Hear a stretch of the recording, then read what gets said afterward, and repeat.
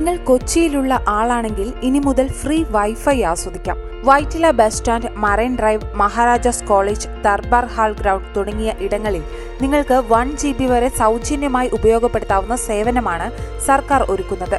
Kerala state IT mission നടപ്പിലാക്കുന്ന സർക്കാരിന്റെ Kerala wifi പദ്ധതിയുടെ ഭാഗമായിട്ടായിരിക്കും എറണാകുളത്തുടനീളം 221 സൗജന്യ വൈഫൈ സ്പോട്ടുകൾ സ്ഥാപിക്കുന്നത്.